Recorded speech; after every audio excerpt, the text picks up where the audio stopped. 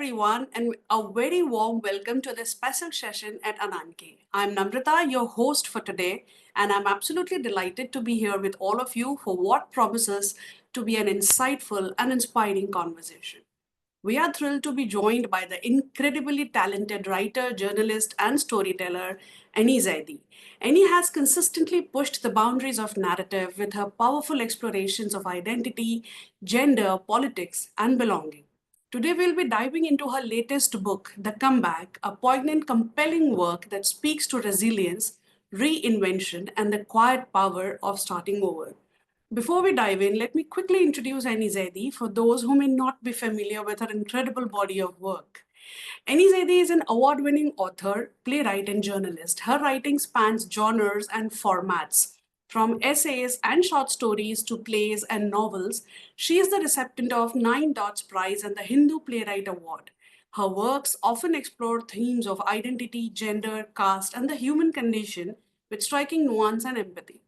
Her latest book, The Comeback, is a deeply affecting novel that follows the journey of a former actress navigating grief, reinvention, and the complicated dynamics of fame and self worth. With Annie's signature lyrical flows and keen insight into the human psyche, The Comeback is both an introspective character study and a powerful commentary on the worlds we build and break. So settle in and get cozy. This is going to be a fireside to remember. Welcome to this chat, Annie. Thank you so much for your time today. Thank you so much, Namrata. I am so pleased to be here and thank you for that generous introduction. Starting with our first question for you, the comeback explores themes of friendship, betrayal, and artistic integrity. So, what was the initial spark that led to this novel?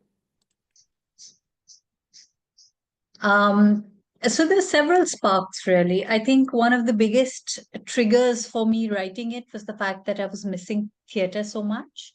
I had gone back to studies, and while I started doing theater as a student myself, like we all do, school plays, college plays, etc. And when I went back to university a few years ago, other students were doing plays, but I was not. But I was teaching. And when it came to teaching, I chose to teach the drama module rather than, say, fiction or poetry, because I think partly because I was just hungering to keep my connection to theater alive. And I'm Right. also a playwright, and I missed my theater community. That there is so much solidarity and so much community. Like theater cannot survive without community. Other art forms can. You can do them in isolation. Even films, it's collaborative, but it does not require the kind of sustained, everyday, non-stop bonds that theater requires. True. Uh, like you renew that bond with every show, day and day, night and night, and it changes you as a person as well, right? That experience. So I was missing that, True. and I was also thinking about that, about the role of the artist in society and what art does to you, Mhm. like the making of the art, how that transforms you and how ambition transforms you. And I was thinking all these things, and then finally I read an article. I think that was the most immediate trigger. I read an Yeah. article in the paper where an actor who just had a breakthrough, and it was a minor sort of breakthrough. It wasn't even like he's an overnight star or something. He had a small breakthrough, and he gave this interview where he was talking about something naughty he did, as the way all students do when you're young. And I read that, and I was thinking that, gosh, if it was me, I would never confess to that in public, because um, not for my sake, because okay, you make it big in life, people forgive you these minor misdemeanors along the way, right? But uh, when you are one second. When you are not a big person, or not even in the artistic world, when you have the kind of normal life that other people have, etc., one of the things that happens is that if people know that you were part of that cohort, you were in that school, you were in that college, you did something naughty too, you were part of that gang, right? And so inadvertently you have outed other people as having done this thing also, if you're all in the same group. And that has consequences for them, right? I mean, if, for example, just as an example, in my novel, different things happen, but as an example, if a gang of girls went out and they lied to their parents about where they went, now 20 years later, one of the girls might tell the parents, and it might be okay for her, but it may not be okay for the other one, right? It could have consequences for her even 15 years later. So it was that was going on in my mind. What happens to the people you leave behind? And what happens when you stop thinking about how you're still tied together in memory and shared history? So that was my exploration. I must tell you, this was very interesting for me. And, I enjoyed seeing the contrast between the big screen commercial success and the raw, very intimate, very closely knit world of theater. So, what drew you to this dichotomy? Did you see a reflection of it in your own creative journey somewhere?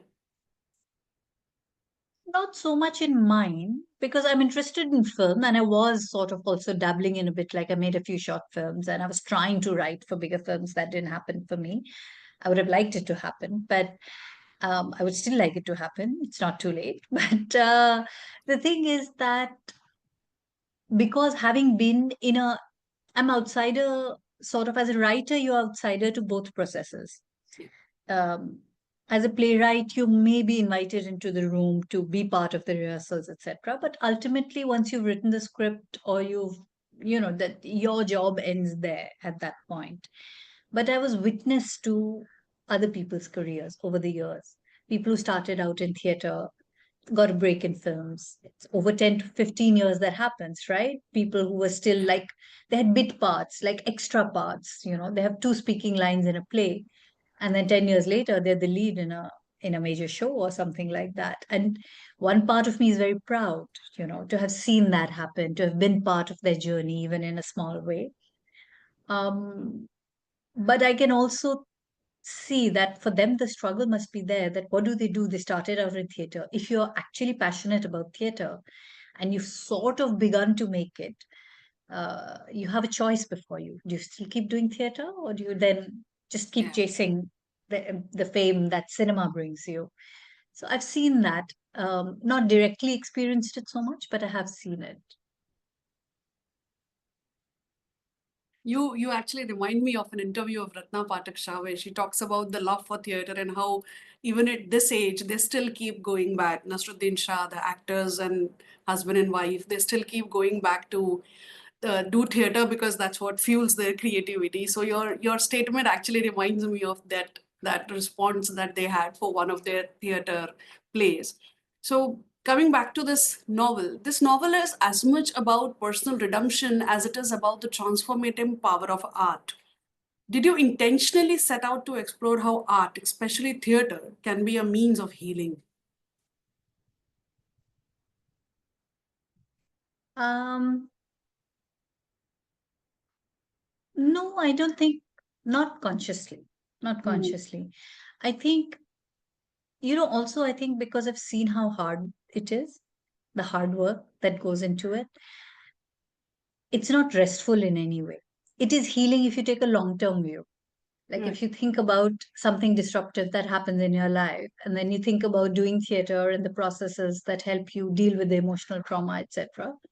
Um, in a long term life arc point of view, you can say it's healing, Hmm. or it can be healing if you're doing it for the purposes of healing, specifically like theater is therapy. You do it for a year or so, it helps you deal with whatever you're dealing with.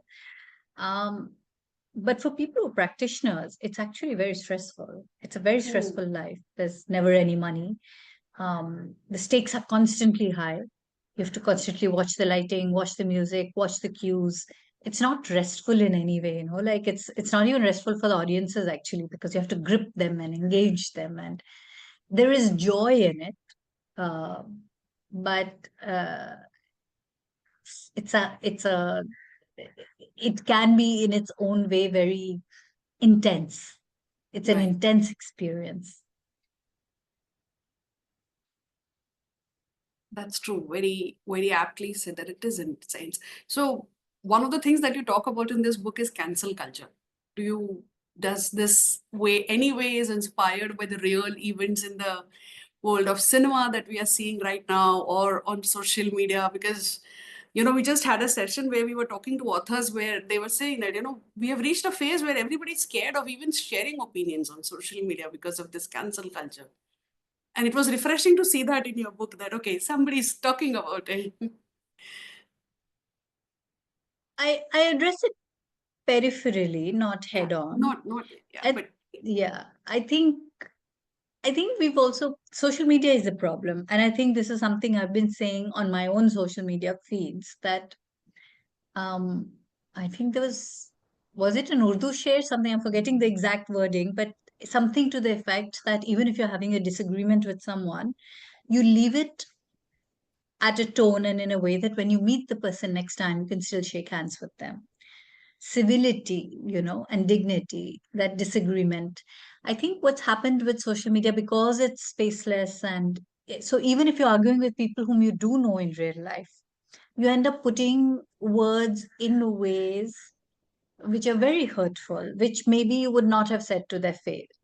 And maybe if you had said it to their face, it would have been easier to make up in that moment or whatever it is. But people say things, and sometimes I've also text lacks tone. So I may have meant things in a very humorous way, but the other person is suddenly very offended because they're yeah, reading that line literally. Um, Also, people forget that all of us at some time or the other have had unkosher opinions. I have. I'm the first to admit it, that I was not raised to have politically correct positions on everything. And what is politically correct also changes over time. What was politically correct 20 years ago is no longer. I mean, the envelope has been pushed much, much further. true. So when people react, they forget that people are changing and changeable at all times. What people think today, they will not think 5 months later.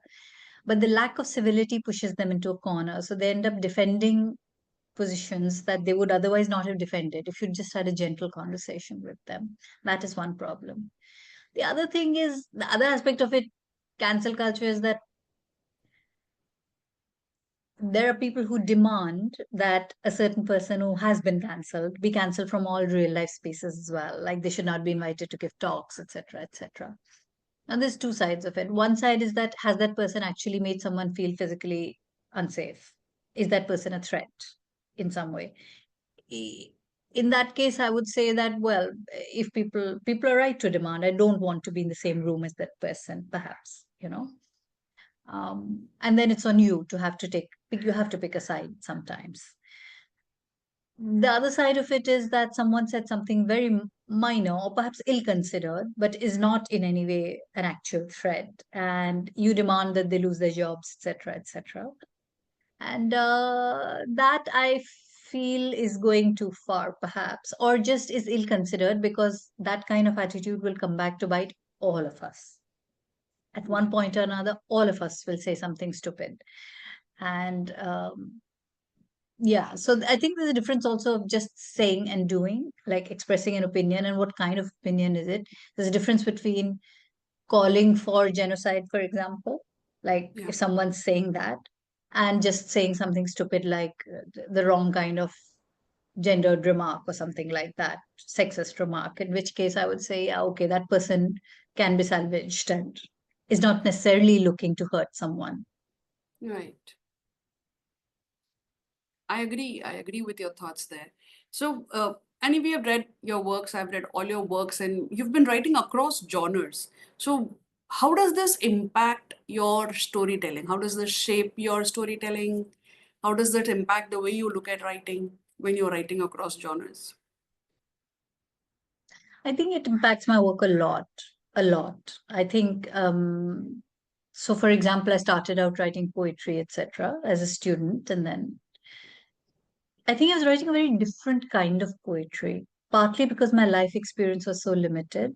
I think, and even my life experience, I was not able to properly like look at it, and I didn't know how to look at it. No, I just knew whatever I'd read and trying to copy that and things like that. Journalism, that changed.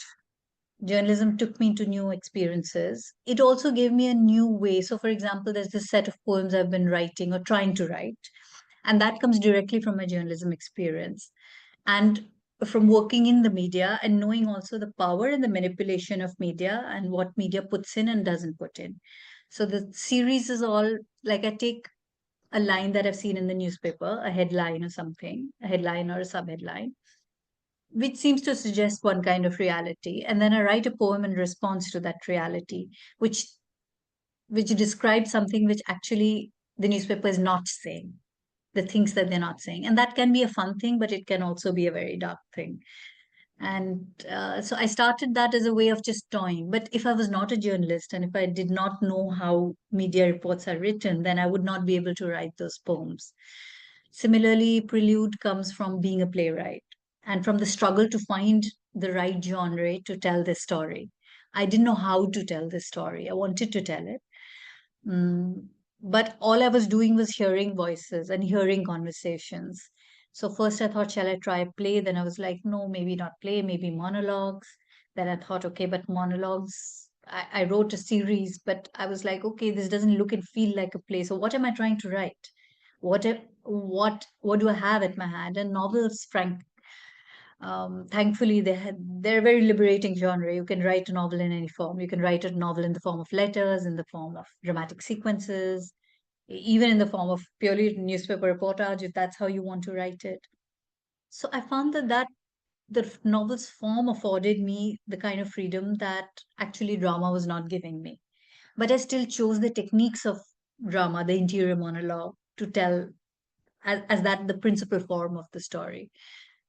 Similarly, when I wrote my play Untitled One, a lot of it comes from um, the form I chose. It comes from being not just a playwright, but also dabbling in other forms, like being interested in history, being interested in um, rhetoric, and a form of writing that is elusive and perhaps trying to dodge state censorship. Just having read those works, so the one thing somehow leaks into the other. Like these are not watertight kind of compartments that I'm occupying. And when I move from one to the next, I bring something of one thing into the other. You've also edited Unbound, which included like 2000 years of Indian women's writing. So, which means that you've actually worked on historical and contemporary voices. Has that engagement influenced your approach to writing fiction in any way? Mm, yes and no. I think when I was reading Unbound, for me, I think it shaped me a lot as just being a person. Um, my sense of who I am as a woman, as an Indian woman, what I read, and my prejudices and biases. You internalize a lot of things that you hear about what women are like, what women's writings are like. And for me, researching that freed me up completely from a lot of that. And I understood that women write all kinds of things. And because women write all kinds of things, therefore I can write all kinds of things. So I found that very liberating, firstly. Um, it did influence me also to the extent that I saw how far people have already gone, actually. Like we think that we are writing things that are new and contemporary, but then it was contemporary 30 years ago. Uh, in many ways, we're actually writing very tame things now compared to what our mothers' generations were writing. Yeah. You see some of the writers in the 60s and 70s, they've already broken the mold. Um, if you're any good, we'll at least break as many molds as they did, Yeah. not just sit in the mold that they have broken for us. So in that sense, yes, it does. Like it's somebody marrowing a chubby in your back, like winding you up and telling you that okay, you have to go further now. Yeah. Having that knowledge. In your writing, I see a lot of restraint and sharp insight. How do you balance emotional depth with a measured, understated style as a writer? Again, not conscious, I think. Some things I have written, I would say, are a little ill-advised, like just too much. But I think one thing I do have is perhaps a natural kind of restraint in perhaps in my personality, or I second guess, which is sometimes a good thing.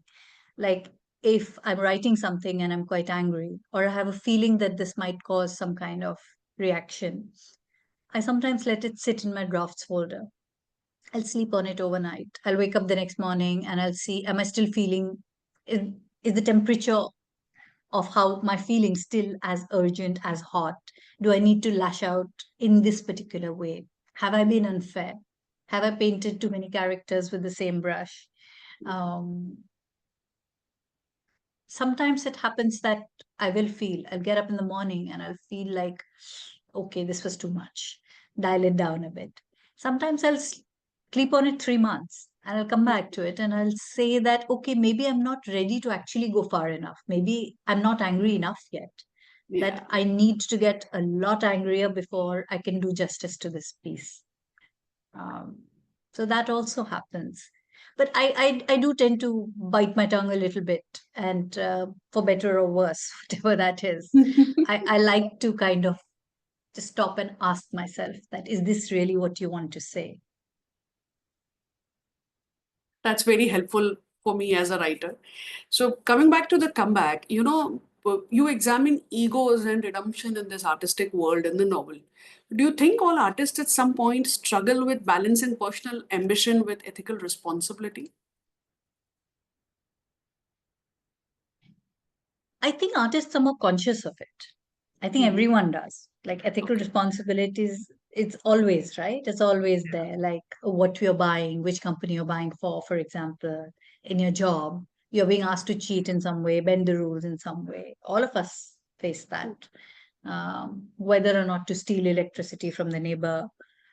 But for the artist, because you're representing in some fashion, whether it's other characters or yourself, or you're putting something out in the world that doesn't need, that isn't there until you put it out there. Yeah. So there is a certain ethical responsibility there in the first place. That's on creativity. The other is from the community, which is what the novel is about, the comeback is about. Because when you're ambitious, you want to move up, right? You want to move socially up, creatively up. You have a certain ambition to be seen more, and that takes you further and further away from where you started. Yeah. Physically, sometimes it takes you away from your hometown. It'll take you to bigger towns, to Bombay, to New York, to London. And there will be people you leave behind along the way, right? And sometimes these are very close people. Sometimes they're not. I mean, they might be acquaintances, and then there is no guilt associated. They were colleagues, now they're no longer colleagues, and that's fine. But some relationships, you kind of feel like you if you want to keep these relationships, you also have to keep investing in them lifelong. Your family, your friends, your collaborators, you could help the people who helped you. Are you going to help them? When you have a little bit of power, are you going to share that power with someone? These are the kind of ethical questions that come up in front of artists once they are in the process of making it or succeeding in some fashion. And a lot of people don't, because you need to fit in with the new set and you don't want the baggage of the past. So, but the decision is there. And it's a conscious decision because your old friends are still calling you. They still want to hang out with you. And you have to tell them that you don't have the time. Now you want to hang out with new people. So, yeah, I do think that most artists are very sharply aware, actors especially, because so much of the film world is about networking. It's Yeah. about being seen and where you're seen and who is seeing you.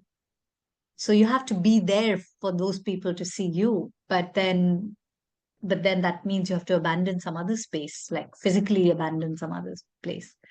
So I was interested in that as well, like the price of ambition.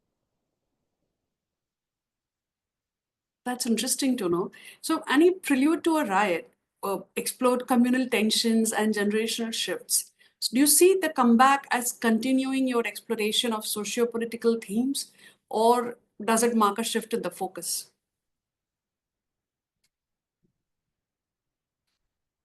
Mm, I don't think it's continuing along the same themes as Prelude. At the same time, it's not completely disengaged either. Yeah. What it is that it is perhaps a little bit of a fantasy. Um, it is not an impossible fantasy. It's a very doable and very possible story, right? Characters like John and Asghar and Chiku, these are people who are around us, around me. I know people like this, right? So it is a very plausible fantasy. But for Asghar to succeed, a grassroots KP is important. And for a grassroots KP to do what he does, the right kind of government is important. Institutions are important. State support is important. Media support is important at the right time and place. For any one artist to pull off something magnificent, for India or small town India to emerge in some artistic way and take its to demand that the world paid attention, not just India, not just Bombay, but for the whole world to come calling in this one small place. For that to happen, a lot of strings have to be pulled, and a lot of people have to get on board with your agenda, whatever that is. So I do think that my political consciousness, my cultural consciousness is not separate from my political consciousness. I do believe that, for example, I do have Asghar being aware of and talking about how there are economic benefits to you being a cultural hub, right? For any place to become a cultural hub, the whole town will benefit from the Yeah. economic fallout. And it does happen. Like there is a cultural economy here at work.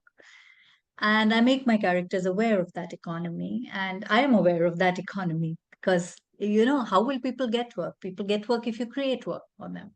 Somebody has to do that. True. And I totally am aware of the role of the state here because it can't be done without some state support. Maybe not completely a state project, but some state support is important. And the Right. fantasy part of it is that the state will support. Yeah. So that brings me to the last question, Annie. Your work often explores themes of identity, power, and belonging. If there is one question you hope your readers will continue to ask themselves after reading The Comeback, what would it be? With reference to the comeback, I think one thing I really would like readers to think about is their positionality in the world. Because it's a novel of place. In many ways, Prelude was also a novel of place. City of Incident, if you've read that one, is also a novel of place. Many of these are me engaging with where I am in that way.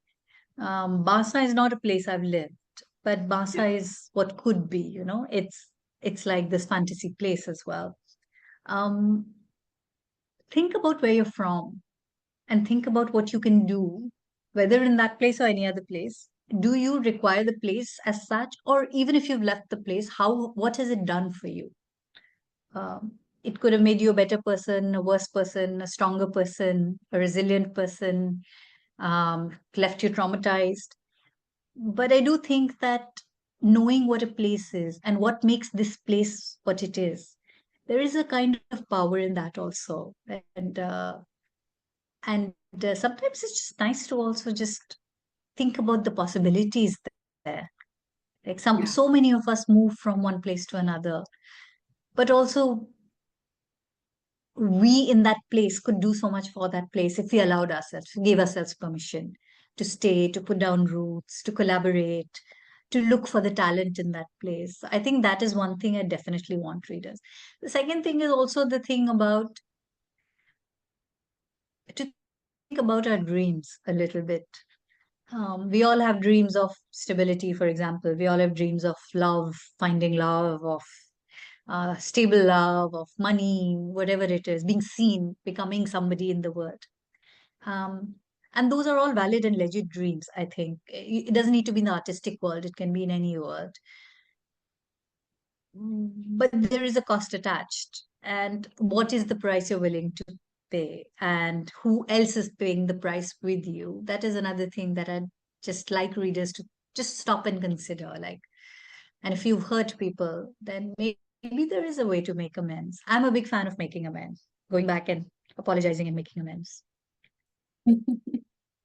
That's so beautifully put, Annie. Thank you so much for this honest and enriching conversation. It was such a pleasure to explore the layers of the comeback with you and to get a deeper look at your creative process, your inspirations, and the questions that drive your work. And to everyone who joined us, thank you so much for being a part of this fireside chat at Ananke's Festival of Literature this year. We hope you leave feeling inspired, reflective, and maybe even a little more curious. And if you haven't already, do pick up a copy of the book, The Comeback. It's a book that stays you with long after the final page. Until next time, take care, read widely, and keep the conversations going. Thank you so much.